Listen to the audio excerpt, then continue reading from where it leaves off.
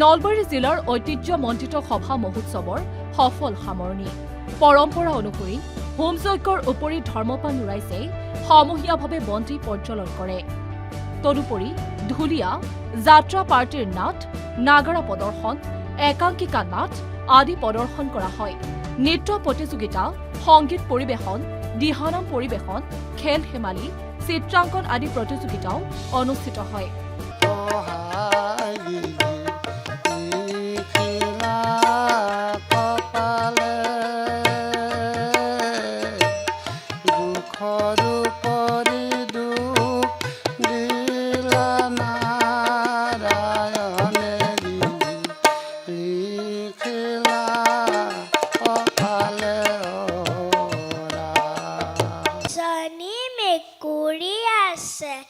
মৰম কৰিলে তাৰ নাচতালে এনেকে এনেকে নাচে, দেখিবলৈ তাই অকণমানি, নামটো আকৌ মহাৰাণী।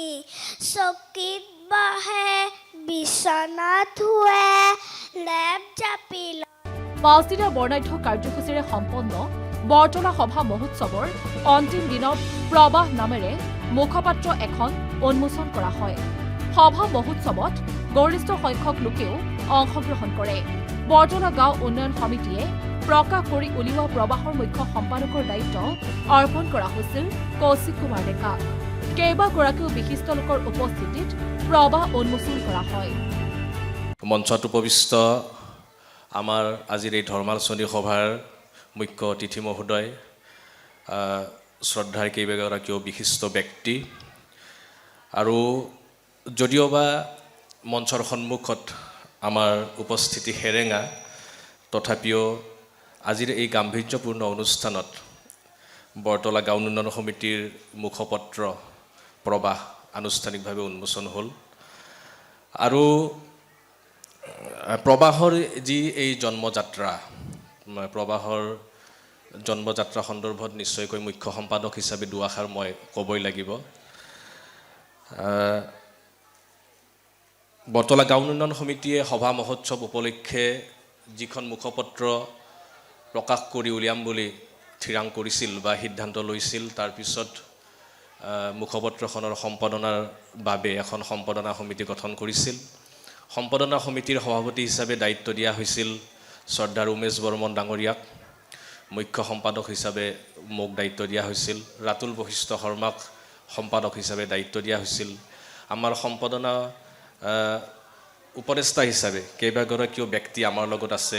শ্ৰদ্ধাৰ মধুৰানন্দ বৰ্মন, উপেন চৌধুৰী, প্ৰদীপ কুমাৰ বৰ্মন, প্ৰহ্লাদ চন্দ্ৰ ডেকা, উপসভাপতি মনমোহন বৈশ্য, আৰু সদস্য যাদৱ চন্দ্ৰ বৈশ্য, ভদ্ৰেশ্বৰ মেধি, জগদীশ বৰ্মন, প্ৰদীপ চৌধুৰী আৰু মহেন্দ্ৰ মেধি।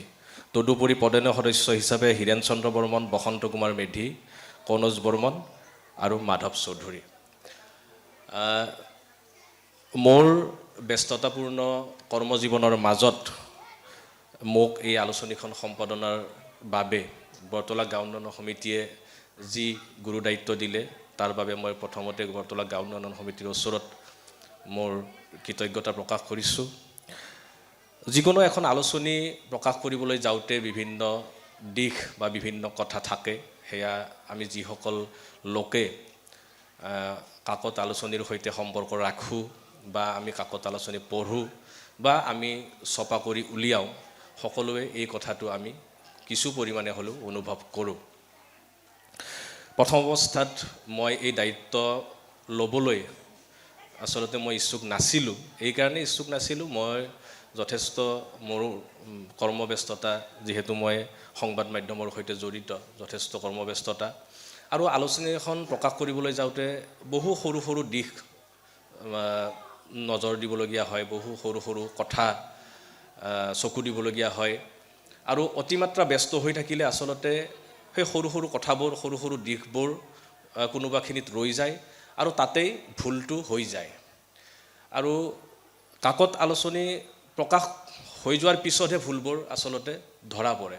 ক'ৰবাত যদি দটো দন্তা দ হ'ব লাগিছিল, ক'ৰবাত মধিনা দ হৈ থাকিব, ক'ৰবাত যদি হচৌকাৰ হ'ব লাগিছিল, ক'ৰবাত দীৰ্ঘ উকাৰ হৈ থাকিব, বা এনেকুৱা বহুত বানানৰ কথা থাকে। যিয়েই নহওক, বৰতলা গাঁও উন্নয়ন সমিতিয়ে এটা মহৎ উদ্দেশ্য আগত লৈ প্ৰকাশ কৰিবলৈ সিদ্ধান্ত ল'লে। সম্পাদনা সমিতি গঠন হ'ল আৰু এটা নিৰ্দিষ্ট সময়সীমাৰ ভিতৰত এই মুখপত্ৰখন ৰাইজৰ হাতত তুলি দিবলৈ যি দায়িত্ব আমাক অৰ্পণ কৰিলে, সেই দায়িত্ব আচলতে কোনেও আমি এককভাৱে লোৱা নাই। এনেকুৱা নহয় যে মই মুখ্য সম্পাদক, মই এককভাৱে দায়িত্ব লৈছোঁ, সেইটো নহয়। আমাৰ যিখন সম্পাদনা সমিতি আছে, প্ৰত্যেকগৰাকী ব্যক্তিয়ে সমানভাৱে দায়িত্ব লৈছে। আমাৰ কিছুমান বিষয় আমি আলোচনা কৰি আমি বাছি উলিয়াইছিলোঁ যে য'ত আমাৰ গাঁওখনৰ প্ৰতিচ্ছবি আমি কিছু দাঙি ধৰিব পাৰোঁ, বা এনেকুৱা কিছুমান বিষয় আমি বাছনি কৰা হৈছিল, যিটো বিষয় নিৰ্দিষ্ট এগৰাকী লিখকক লিখিবলৈ দিয়া হৈছিল। আৰু আমি যিসকল লিখকক বিষয় বাছনি কৰি দি লিখিবলৈ দিছিলোঁ, তাৰ গৰিষ্ঠ সংখ্যকেই আমাক সহযোগ কৰিছে। তেখেতসকলক মই অশেষ ধন্যবাদ জ্ঞাপন কৰিছোঁ। তাৰ মাজতে হয়তো দুই এজন লেখকে তেওঁলোকৰ ব্যক্তি জীৱনৰ ব্যস্ততাৰ বাবে বা অন্য কাৰণত হয়তো তেওঁলোকে আমি বাছি দিয়া বা আমি ভবা মতে হয়তো, আমি কোৱা মতে হয়তো দুই এটা লিখনি তেওঁলোকে দিবলৈ সক্ষম নহ'ল। যি কি নহওক, গৰিষ্ঠ সংখ্যক লেখকে আমাৰ ইয়াত লিখনি দিছে। মই মানে বৰতলা গাঁৱত এই সভা মহোৎসৱ কি ধৰণে পালন কৰা হয়, মই অলপ চমু আভাস দিম। আৰু আচলতে এই সভাবিলাক সৰ্বমংগলৰ কাৰণে সত্ৰৰ মাজেৰে আমাৰ বিশেষকৈ নামনি অসমত বিয়পি পৰিছিল।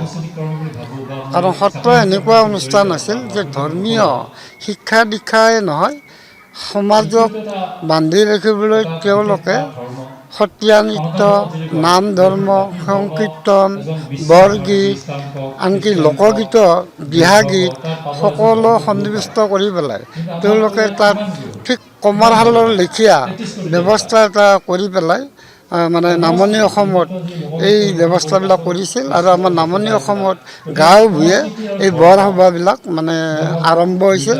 আৰু সেই অৰ্থতে এই বৰতলাবাসী ৰাইজেও আজি প্ৰায় 150 বছৰৰো অধিক বছৰ ধৰি এই গাঁও সভা মহোৎসৱ পালন কৰি আহিছে। আৰু গাঁও সভা মহোৎসৱত মানে বৈশিষ্ট্যপূৰ্ণ কথাবিলাক হ'ল কি, যে বৰসভাৰ আগদিনাখনক সভাগন বোলে। এই গন্ধৰ দিনাখন আমি ৰাতিপুৱা চাফাই অভিযান কৰি আমাৰ জগন্নাথ মন্দিৰত তাৰমানে বন্তি জ্বলাই, অক্ষয় বন্তি জ্বলাই, সেইকেইটা থাকিবই লাগিব, জ্বলাই আমি কাম আৰম্ভ কৰোঁ। তাৰপিছত গধূলি হ'লে আমাৰ এটা পুৰণা ঐতিহ্য আছে, এটা পৰম্পৰা আছে, আমি দূৰ দূৰণিৰ পৰা অহা মানুহবিলাকক সিদা দিওঁ। সিদা মানে সিজাই খোৱা বস্তু, যেনে মানে চাউল, মানে দালি, তাৰপিছত তৰকাৰী, এইবিলাক মানে দিওঁ। তেওঁলোকে যেতিয়া খোৱা লোৱাৰ কোনো সুবিধা নাপায়, এই সিজোৱাৰ ব্যৱস্থা এতিয়াও আছে। দূৰ দূৰণিৰ গাঁৱৰ মানুহক আমি দিয়া হয়। আৰু এইটো পৰম্পৰা মানে সভা গন্ধৰ দিনা গধূলি কৰা হয়। আৰু ৰাতি, আজিকালিতো আৰু যুগটো মনোৰঞ্জন ধৰ্মী যুগ হৈছে, গতিকে মনোৰঞ্জনৰ কাৰণে ঢুলীয়া পাৰ্টি কিন্তু অতীতৰ পৰাই আছে এই গাঁওখনত। আৰু মানে কিছুমান অপেন মানে নাটক কৰাৰ সুবিধা, নাট্যগোষ্ঠীবিলাক আহে, তেওঁলোকে নাটক কৰে। যিকোনো খবৰৰ বাবে যোগাযোগ কৰক আমাৰ এই নম্বৰত 9181 307 221।